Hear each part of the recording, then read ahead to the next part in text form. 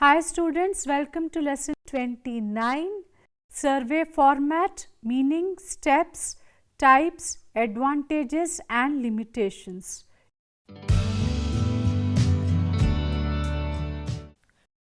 Introduction.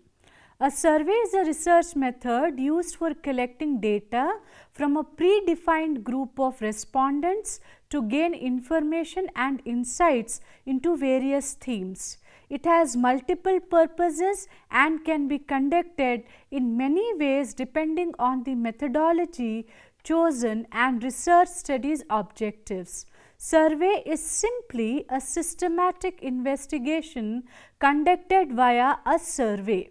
Surveys serve as a great method of opinion sampling and finding out what people think about different contexts and situations. Surveys can be used to get first-hand information from persons affected by specific contexts.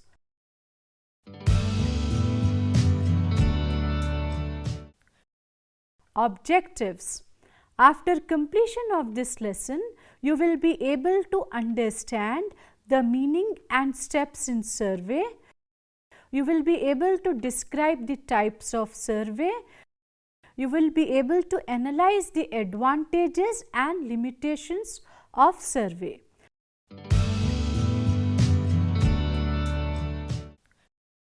Let us begin by understanding the meaning of survey. Survey research is based on use of standardized questionnaires or interviews to collect data about people and their preferences, thoughts and behaviors in a systematic manner. Although census surveys were conducted as early as ancient Egypt, survey as a formal research method was pioneered in 1930s, 1940s by sociologist Paul Lazarsfeld to examine the effects of the radio on political opinion formation of United States. This method has since become a very popular method for quantitative research in the social sciences. The survey method can be used for descriptive, exploratory or explanatory research. The data is usually obtained through the use of standardized procedures. Each respondent can answer the questions appropriately to avoid biased opinions that could influence the outcome of the research or study. The process involves asking people for information through a questionnaire which can be either online or offline. However, with the arrival of new technologies, digital media such as social networks, email, QR codes or URLs are also being used to do survey. The method of survey research is one of the techniques of applied social research which can be helpful in collection of data both through direct such as direct face-to-face interview and indirect observation.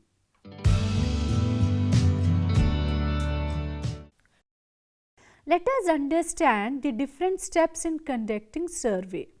The first step is determination of the aims and objectives of study. The researcher must at the outset analyze and assess the relevant areas or issues which need to be studied. Once the research area is selected by the researcher, the basic aims and objectives have to be clearly specified. These have to be focused and analyzed to make the research relevant and understandable. The second step is defining the population to be studied. After selecting the theme of the research, the researcher also needs to define the target population which would be studied. The population or universe would be a collection of people or objects that would possess at least one common characteristic that are the interest of a researcher. It provides the direction in the process of conducting the research. The third step is to design and construct a survey. once the target population is defined by the researcher. Designing the survey research is important. On the basis of the framed design, the researcher decides to conduct a survey, selects the instruments for survey, for example, telephonic interview or questionnaire, with the help of which data will be collected. Relevant questions with focus on research objectives are the cornerstone for the success of any survey and subsequently any research study. The concerns like data collection methods, levels of measurement scales and different types of questions are important while designing and constructing survey. Data collection methods like questionnaire, interview schedule is usually used in survey. However, the methods have evolved over a period of time. Researchers have increasingly moved away from the paper surveys to using quick online questionnaires for survey.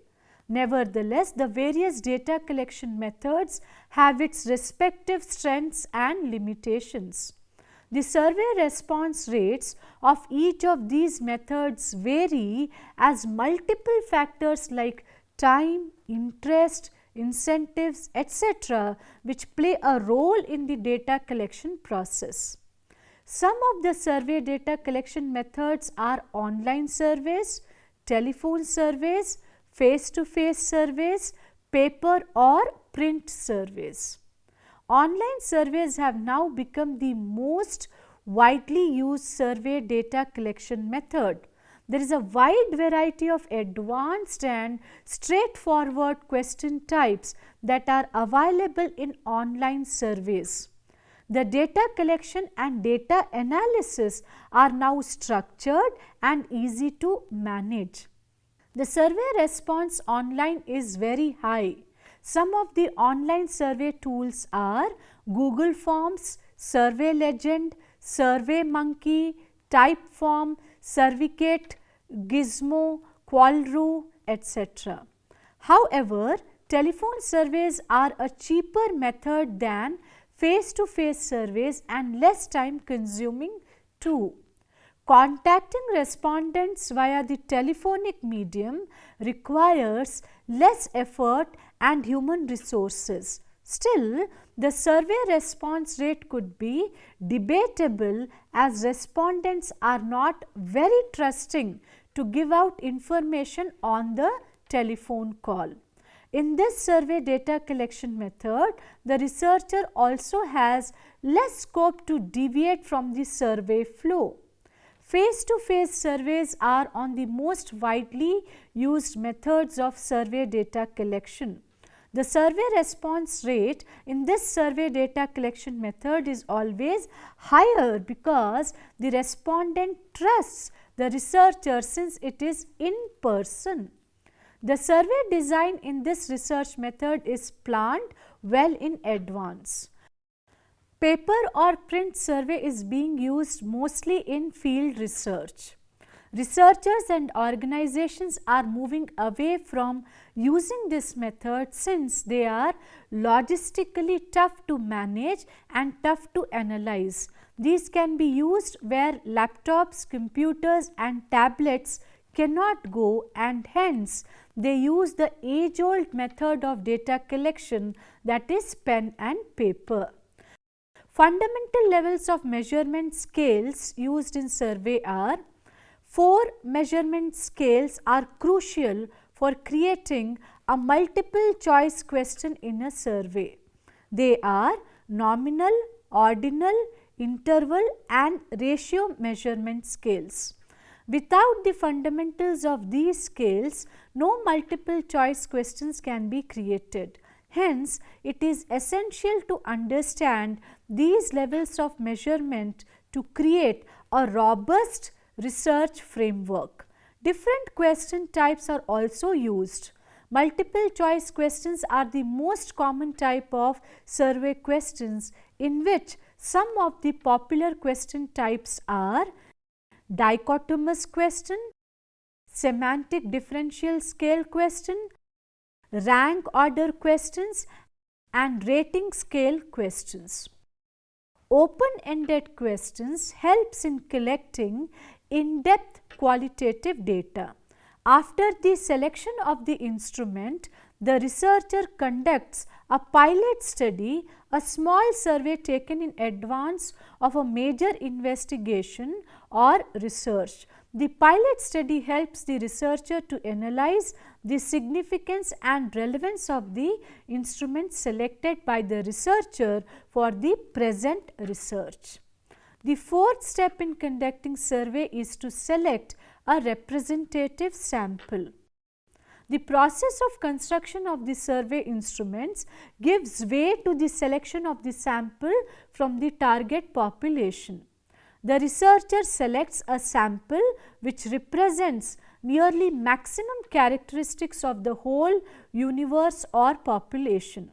If the sample selected is a good representation of the population, then the results or findings of the survey conducted on the sample can be easily generalized on the population as a whole.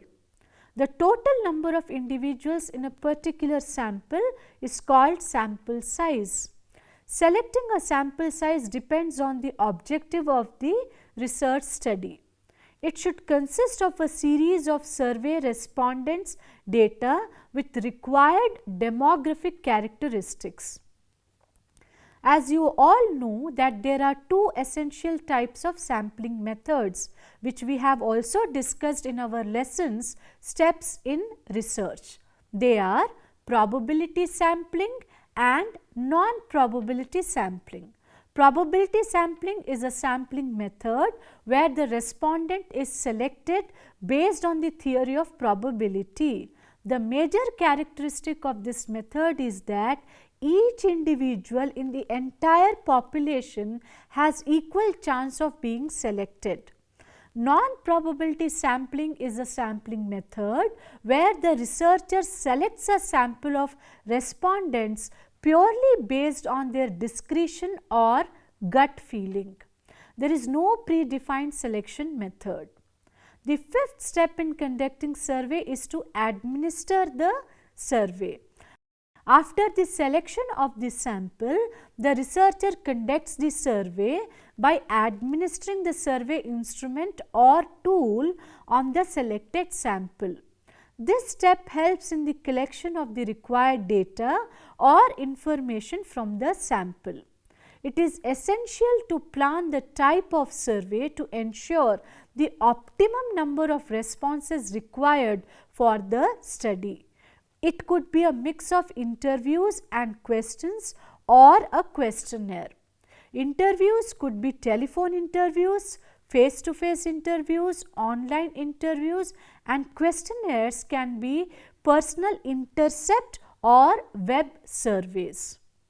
The sixth step is the administration of data leads to the collection of data. This is followed by the analysis and interpretation of the findings of the survey. Once the data has been collected, the researcher analyzes the data with the help of required statistical tools and then interprets the findings on the basis of the information which is revealed. This step involves several processes such as coding the data and then processing it. While manual surveys based on pen and paper or Excel sheets require the additional workforce to be analyzed by experienced data analysts, it becomes much simpler when using an online survey platform. Statistical analysis can be conducted on survey data to make sense of all the data that has been collected. There are multiple methods of survey data analysis, mostly for what is quantitative data. Most of the commonly used types are cross-tabulation. Cross-tabulation is one of the most straightforward statistical analysis tools that use a basic tabulation framework to make sense of data. The structuring of the raw data into a table helps draw parallels between different research parameters. Trend analysis. It provides the ability to look at survey data over a long period. This method of statistical analysis of survey data helps plot aggregated response data over time, which helps to conclude the change in respondent perception over time. Conjoint analysis. It is an advanced statistical research method that aims to understand the choices a person makes in selecting a product or service. This method offers in-depth insights into what is vital to a customer and what parameters sway their purchasing decisions. TURF analysis, or total unduplicated reach and frequency analysis, is a statistical research methodology that assesses the total market reach of a product or service or mix of both. This method is widely used by organizations to understand at what frequency is their messaging reaching the audience and if that needs tweaking. TURF analysis is widely used to formulate and measure the success of go-to-market strategies. Gap analysis uses a side-by-side matrix question type that helps regulate the difference between expected performance and actual performance. This statistical method for survey data helps understand what has to move production from practical to planned performance. SWOT analysis, another widely used statistical way, organizes data into data that represents strength, weakness, opportunities and threats SWOT of an organization or product or service that provides a holistic picture about competition. This method helps to create effective business strategies as well as in policy formulation. Text analysis is an advanced statistical method where different tools make sense of and quantify qualitative and open-ended data into easily understandable data. This method is applied to unstructured data. The interpretation of data is succeeded by the preparation of the survey report. On the basis of the analysis and interpretation of the results, the researcher prepares a report of overall research conducted. The report contains all the details of aims, objectives, data analysis, interpretation and discussion of the results. In this step, the researcher tries to evaluate how the findings meet the proposed aims and objectives of the research. The impacts of the survey results are also assessed. On the basis of the results, the researcher may also recommend certain policies on decision making.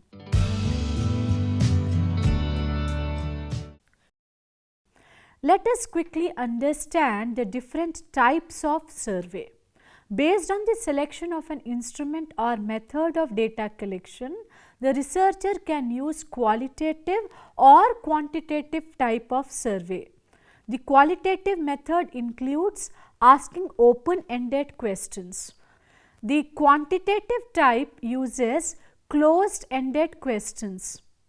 Cross-sectional survey. Cross-sectional surveys are used by the researcher when he or she wants to collect data from varied or different types of groups that may be in terms of age, sex, group, nation, tribes and so on at a single time. An example of such a survey can be a study on the effect of socialization of children of different age groups of a particular country. This type of survey is less time consuming and economical as well. longitudinal survey. This type of survey is used only when the researcher wants to study the same sample for a longer period of time. Such longitudinal studies may be used to study behavioral changes, attitude changes, medicinal, dietary and religious effects, or any event or practice that may have a long time effect on the selected sample or population. There are three main types of longitudinal studies which help the researcher to analyze the long term effects on the selected sample. These are trend studies, cohort studies and panel studies. Trend studies. When the researcher needs to analyze a trend of a phenomenon in a population, they conduct trend studies. The sample of the selected population might not be the same as over a period of time. They might have shifted or not available for various reasons, but they belong to the same population. This selected population is sampled and examined regularly. Since it is a type of a longitudinal research, it may not be started as well as ended by just one researcher or research project. Such studies help in making election analysis on the basis of voting patterns. Cohort studies. The focus of this type of longitudinal study is also on a particular population which is sampled and studied more than once within a time gap. The word cohort means a group of people. These types of studies look at groups of people. They can be forward looking, that is prospective, or backward looking, that is retrospective. Prospective studies are planned in advance and carried out over a future period of time. Retrospective cohort studies look at data that already exist and try to identify risk factors for particular conditions. Interpretations are limited because the researchers cannot go back and gather missing data. For example, cohort studies can help in measuring the effects of a suspected risk factor. In a prospective cohort study, researchers raise a question and form a hypothesis about what might cause a disease. Then they observe a group of people known as the cohort over a period of time. This may take several years. They may collect data that may be relevant to the disease. Panel studies. The researcher in a panel study uses the same sample of people every time, and that sample is called as a panel. Such a study is used in order to investigate the changes in attitudes, behavior or practices of the same panel within a period of time. They are more specific and focused as the researcher studies a particular change in the attitude, behavior, belief or practice of the same group. A traditional panel study differs from a trend study in that a trend study samples the same population repeatedly but with different respondents at each time point. A panel study is similar to a traditional cohort study in that a sample or cohort is followed over a period of time. However, the purpose of following participants in a traditional cohort study is to allow enough time to be able to observe a particular outcome and determine how exposure to a certain variable is associated with the outcome.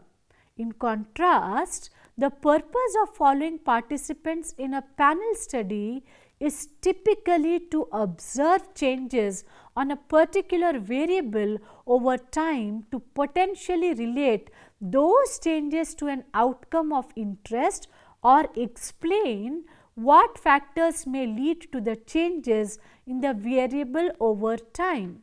Thus, a panel study often includes multiple measurements of variables, usually at regular intervals over a circumscribed period of time.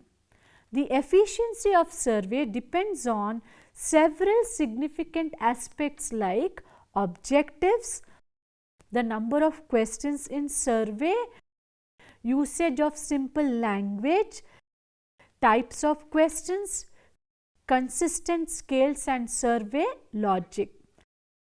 Logic is one of the most critical aspects of survey design. If the logic is flawed, respondents will not be able to continue further or the desired way. Logic has to be applied and tested to ensure that on selecting an option, only the next logical question shows up.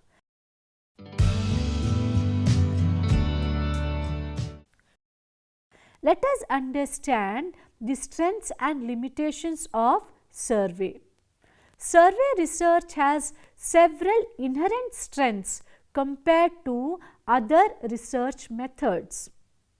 Firstly, surveys are an excellent vehicle for measuring a wide variety of unobservable data such as people's preferences, for example, their political orientation, traits, for example, self-esteem, attitudes, for example, towards immigrants, beliefs, for example, about a new law, behaviors, for example, smoking or drinking behavior, or factual information like income. Secondly, survey research is also ideally suited for remotely collecting data about a population that is too large to observe directly.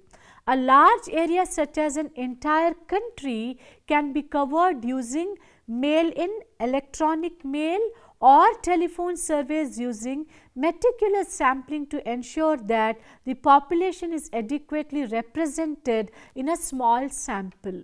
Thirdly, surveys' ability to respond at one's convenience. Questionnaire surveys are preferred by some respondents. Fourthly, survey interviews may be the only way of reaching certain population groups such as the homeless or illegal immigrants for which there is no sampling frame available. Fifthly, large sample surveys may allow detection of small effects even while analyzing multiple variables.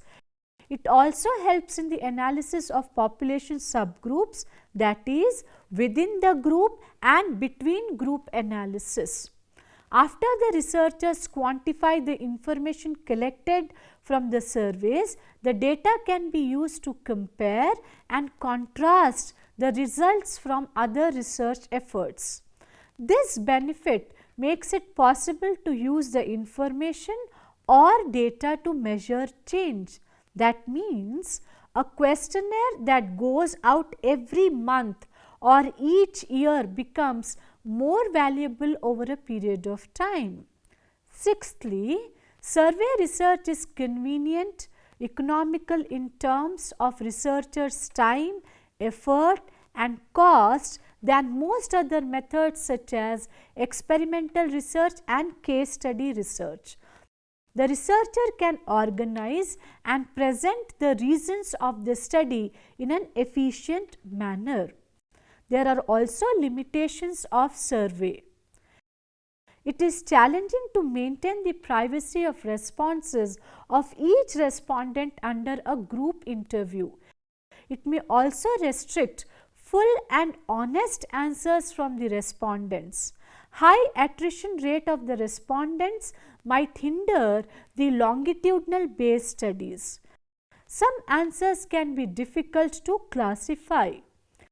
Surveys produce a lot of data because of their nature. Individualized answers can create a lot of useful information, but they can also provide with data that cannot be quantified. If such individualized questions are there in a questionnaire, then it will take a very long time to analyze. Survey fatigue can be a real issue that some respondents face. Further, the systematic biases that may invalidate some of the inferences derived from such surveys. 5 such biases are the non-response bias, sampling bias, social desirability bias, recall bias, and common method bias. Survey research generally leads to low response rates resulting in non-response bias. Sampling the wrong population can lead to bias. Many respondents tend to avoid negative opinions or embarrassing comments about themselves, their employers, family or friends, leading to social desirability bias. Responses to survey questions often depend on subjects' motivation, memory and ability to respond. Particularly when dealing with events that happened in the distant past, respondents may not adequately remember their own motivations or behaviors, or perhaps their memory of such events may have evolved with time and no longer retrievable. This leads to recall bias.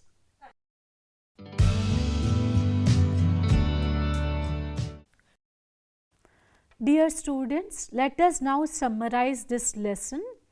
Survey research is a useful and legitimate approach to research that has clear benefits in serving to describe and explore variables and constructs of interest.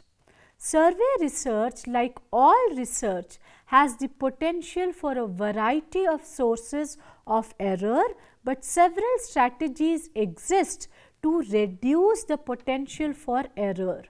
Survey research is popular because of its versatility, efficiency and generalizability. Thus, it is appealing when generalizability is a central research goal. Survey research is often the only means available for developing a representative picture of the attitudes and characteristics of a large population.